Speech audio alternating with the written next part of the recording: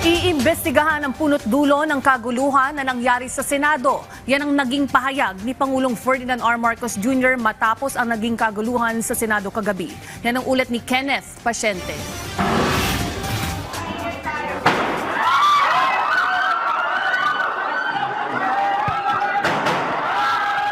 Kasunod ng gulo sa Senado kagabi na umabot pa sa pagpapaputok ng baril, malinaw ang naging pahayag ni Pangulong Ferdinand R. Marcos Jr.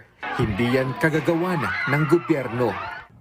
Masasabi ko lang at para hindi po mag-alala ang taong bayan, hindi po gobyerno ang gumawa nito.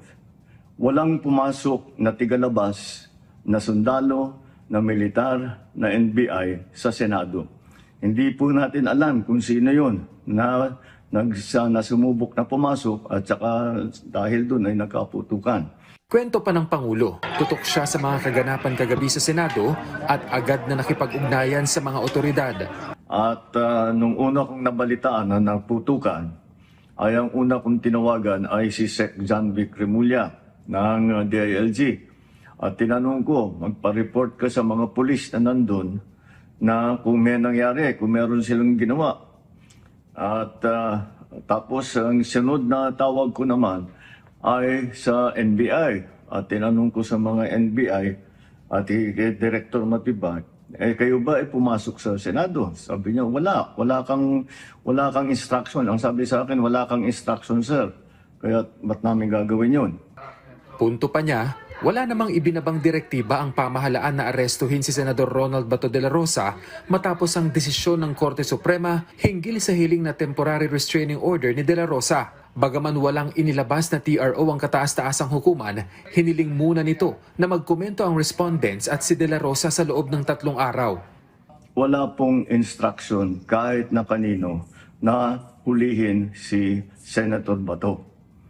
At ang nangyari, ang NBI, sinabihan ko nung lumabas yung resolution ng Supreme Court, mga alas 4 yung kaninang hapon, ay sinabi ko, umalis na kayo dyan. Nag-comply naman sila. Kaya nung kausap ko si Director Matibag, sabi niya walang NBI doon, nandito lahat kami sa opisina.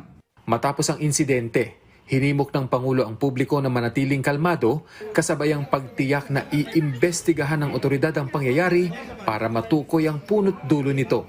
Maging kalma lang po. Nakausap ko na si Senate President Alan Cayetano at nag-agree kami. We agree that the thing to do now is to tell our people all to calm down. And we will get to the bottom of this. Alamin natin kung sino ang gumawa nitong gulo na ito. Ito ba ay talagang nagka-inkwentro lang? O ito ba ay may kasama sa mga distab? O nagsusimula ng gulo? Kailangan po natin malaman yan. Kaya mag-iimbestiga sabay ang Senado at saka ang PNP tungkol dito. Kinokolekta na sa ngayon ayon sa Pangulo ang lahat ng mga ebidensya. Nangyari ang tensyon sa Senado kasunod ang pagsisilbi ng arrest warrant mula sa ICC laban kay De La Rosa, kaugnay ng drug war ng Duterte administration. Kabilang na ngayon si De La Rosa sa listahan ng wanted persons ng ICC. Kenneth Pasyente para sa Pambansang TV sa Bagong Pilipinas.